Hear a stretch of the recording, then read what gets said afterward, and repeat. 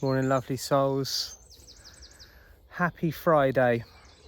And it's today is being celebrated as Good Friday in this part of the world and many others. It's got that very peaceful energy at the moment, probably until all the roads fill up. It's a bank holiday, and we are on, unbelievably, we're on week 14 of the Woodland Chronicles. I want to look a little bit further and deeper into the subject of discernment, because there are,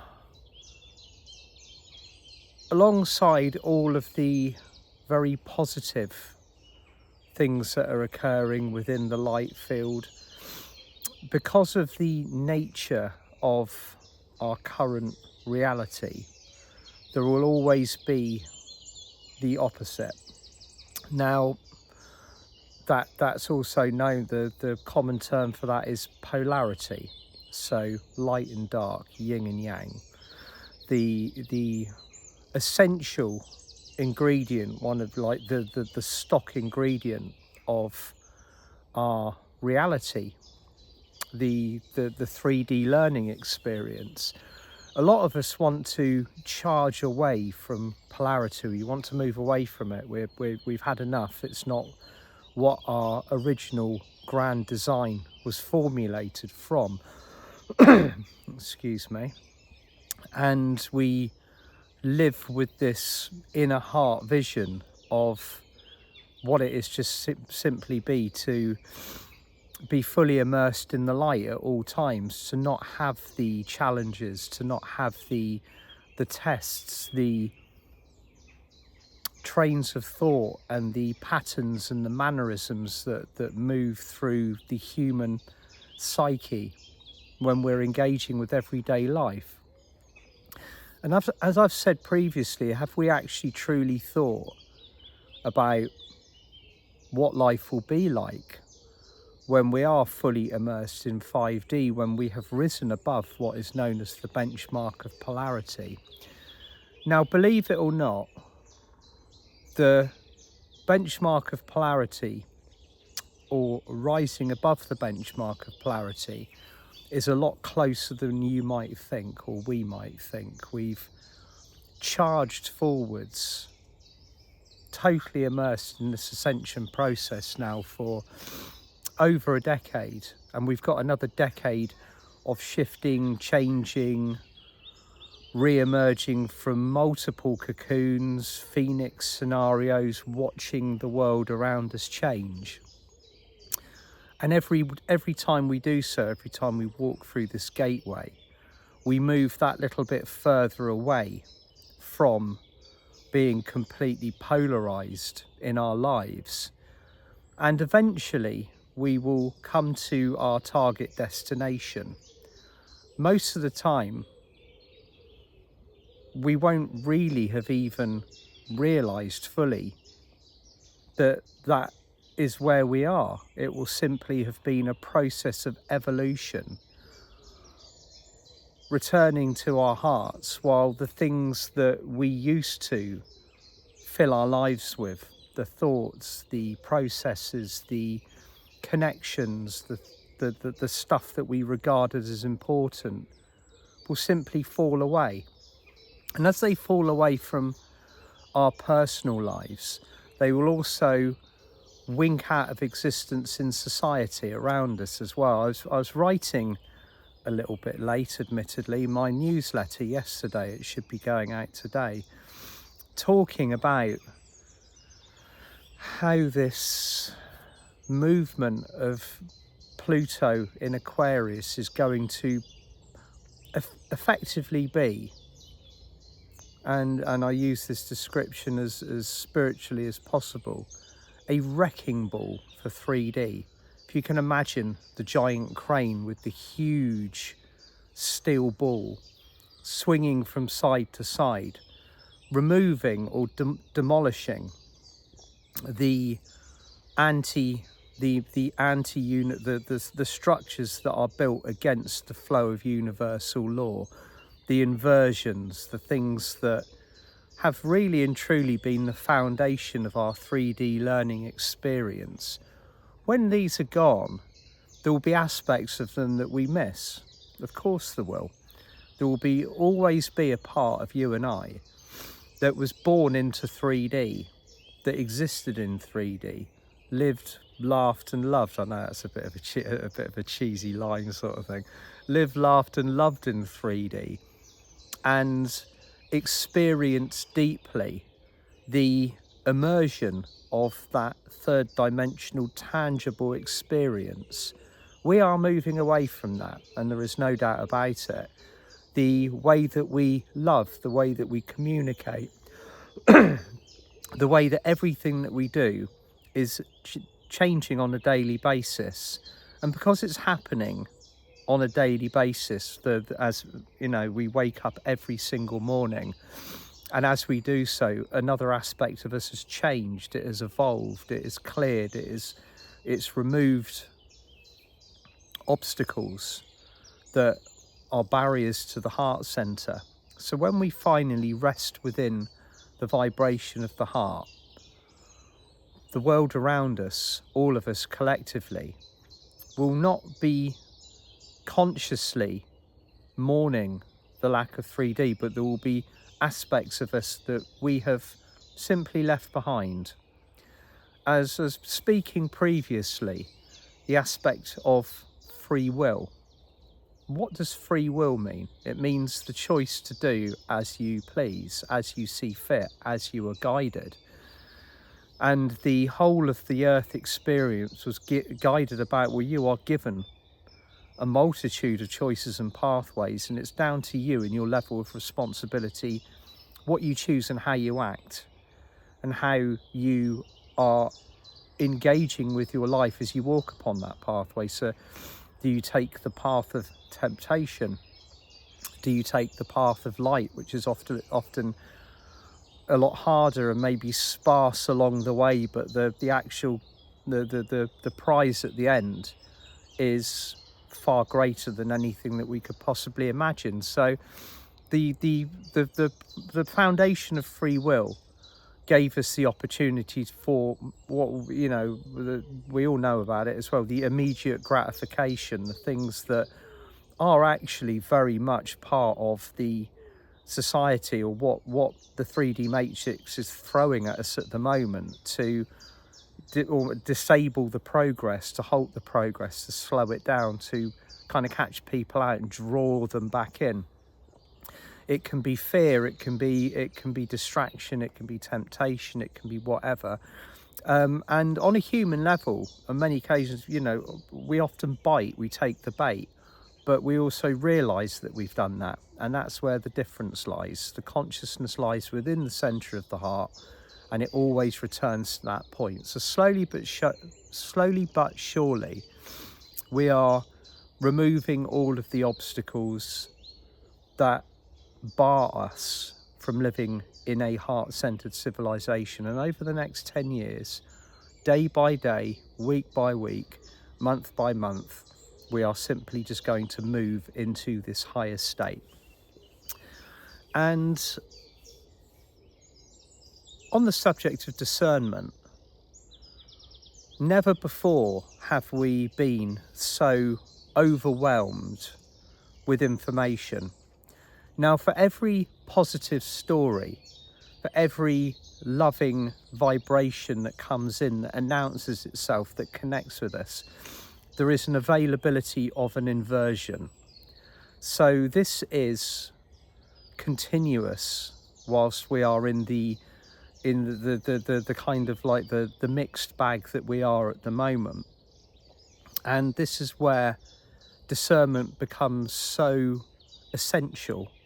One of the ones that I've seen reoccurring over the past, particularly in the last 5 years or so, is people coming forth with theories. Some of them have got legs, these theories. Some of them are just completely bizarre. about the formulation of the reality that we live in. One of the old favourites is the earth round or is it flat? I've been asked that a number of times, once even on a live Zoom. And my response is, to be honest with you, I don't give a monkey's what shape it is. I don't care whether it's a bowl. I don't care whether it's round. I don't care whether it's flat. The most important thing is to make sure that the vibration on wherever we're living is rising, that we're all moving into the heart center. The form of the thing is irrelevant. It's the nature of it that is so important. So you might be feeling, even if you've been on this pathway for many years, that you are being overwhelmed by information. You might have been told recently that maybe the archangels or the masters that you are so aligned with and so in tune with are actually maybe false deities. They're entities that are pretending to be the light. And that's one that I think is designed very carefully, or it's been crafted to particularly knock us out of alignment, to catch us out. Because it even made me think at one stage, when I've had many emails over the years saying, well, in actual fact, the angels, the archangels, the masters, the souls that you're connecting with are actually dark. And I've well, you know, you don't take information like that lightly. And so I've looked into it, I've felt into it. I've watched how I've followed my pathway right from the very start, since the beginnings of my connections. And every time I come back to the conclusion that I was following my heart all along. Now, if you're following your heart, if you're in your heart, if you are guided by that current of light and energy, you can't be connecting to the wrong frequencies, unless it's simply not of your soul's calling. So you might receive information that makes you question your reality. It might make you dissect where you've been, what you're plugged into, what you're tuned into. And the beauty of where we are at the moment is that this job, this ability that we have, this incredible level of psychic sensitivity is now getting so finely tuned that even the most finely crafted stories or inversions to our reality are seen very quickly, or they're not so much seen, they're felt. Okay, we are a mixture, or a very colourful mixed bag of third eye senses which assist us to perceive our reality around us. We're clairsentient, we're clairaudient, we're clairvisual, we're claircognizant, and I'm sure there's a few other clairs which I've missed out as well. But ultimately we see, hear, feel and know very, very deeply. Okay, and learning to trust those senses is paramount, because you might have spent your whole life receiving or seeing or feeling or maybe hearing stuff that you've had to dismiss. Maybe you were a sensitive child. Maybe you saw or heard or felt things that you couldn't explain, and there wasn't an adult there to verify it for you. You were told to shut that down. That's a powerful act. It's also a powerful agreement that a soul may have with their parent, to undergo that level of training, to have that third dimensional experience. It's not a random happening. You can either enter this world with that very finely tuned child's ability to perceive, and it'll either at some point be put on the back burner whilst you go through whatever you're going through on a level, or it develops and it grows, but it does so in harmony with the things that constitute a childhood, teenage years, adulthood.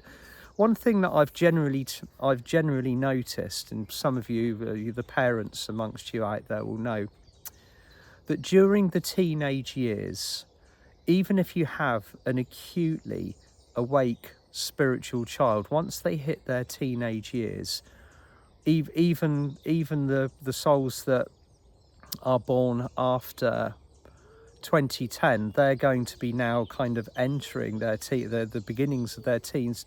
Don't be surprised if they shut down and step away from the spiritual pathway. There is such an incredible surge of hormonal change within the body, the downloading of the aspects of the soul, that it's very common for them to just need to be in that transitional space. It doesn't mean that they're not going to come back to the pathway. There are occasions where teenage souls will continue to keep that connection, or that connection might increase and grow. But for where we've been, that's quite rare. But I've got a feeling in the future they're not going to be ducking out quite so much. So discernment is paramount at the moment. And I was reading, I'm studying the Elder Full-Tark runes at the moment. It's something which are really, really cool to me. It's an aspect of my soul energy that I hadn't connected with, and it's coming quite recently. And the reverse meaning of a rune is the Merc stave. Okay, that means the inversion of it, the kind of what you've got all the positive attributes of what that rune means, but on the other end of it, as in, you know, as above so below, there is the inverted way of it. And there was one particular rune that is focusing upon the spoken word, and how powerful that particular rune is when its meaning is reversed and words are used for their inverted purpose, or scenes are painted for their inverted purpose. And that kind of alchemy is absolutely everywhere around us. This is what we're seeing, we're feeling, we're perceiving, and we're picking up with the third eye so powerfully. And in very often, once we've hit the platform of vibration that we're on at the moment, you get almost like there's a repel or a repelling within our bodies when something isn't right. Okay, this isn't something that we now have to think about, chew over, tune into, maybe do a few tarot cards to see if you're making the right decision or not. The feedback that we get from the world around us it's instantaneous. So I guess the overall message at this moment in time is to begin to truly trust yourself, trust your guidance, trust what you are receiving from the world around you, but also be aware that a lot of the filters that we've had previously as human beings are very much affected by the programming that we have received over the course of this incarnation, over the previous incarnation. But it would be extremely rare for you to be sat here listening to this now, having not done the work. It's almost impossible to have been on planet Earth, particularly for the last 3 years, to have not been completely immersed into one's own shadow.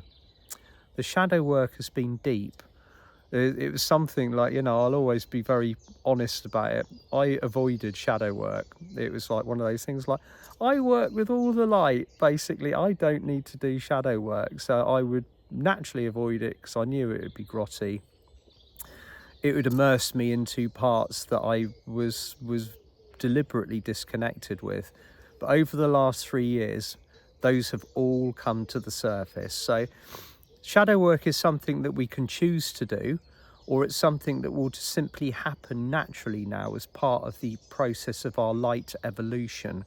So even those around us who are completely unaware that there is a spiritual awakening moving around this planet like a tidal wave, they will be immersed in shadow work because of the quantity and quality and the brightness of the light. Shadows are revealed, and that's not something that's even optional anymore. There's, again, with this application of fifth dimensional energy, some of the options that we had in 3D are no longer available. And I think one of the things that many people are missing at the moment more than anything else is the options and the ability to hide. Okay, they've gone. There is no further way that we can basically duck out and dodge the bullet with things like this. The light is so bright, it's so intense. We've moved forwards and signed that soul contract, and that happened just before in December as we move through that solstice gateway. We now stand fully in the light of the suns, and as that comes in, everything is revealed. It all comes to the surface, and we either acknowledge it or we just simply move through it on a daily basis, doing the work, moving forwards. But so bear in mind that in many cases that when you are assessing a situation that's presented to you outside, to look internally first of all. Is your assessment coming from your reactions to situations, or are you taking that information directly straight into the heart? Now, the heart and the third eye are very closely linked with each other. The heart is now your brain, okay? The heart is an all-encompassing font of wisdom that is attuned not only to the higher galactics, the knowledge of the entire universe all around us, but also intimately tuning into all of the spaces around us and also what we need from ourselves. So we've become extremely proficient readers of energy. But in order to read that energy efficiently, we first have to be able to read ourselves first, because quite often then, if we haven't turned that attention inwards previously, we can get a false bearing on the navigation of our reality. So that's all from me today. It's about discernment. Trust yourself. Trust yourself. Make sure that you've done the work. Do the work. The work is presenting itself at the moment. Quite often we will just simply get the natural opportunity to witness the shadows. We don't have to throw ourselves into the muddy pool and flail around. We can just see it, go within it, feel it, acknowledge it, love it, release it, move on. And that's where we are at the moment. So I'm wishing you all a beautiful weekend. It's looking like it's going to be a sunny one down here in Dorset, UK, and I will be back on Monday for Meditation Monday. So sending you lots of love. Bye for now.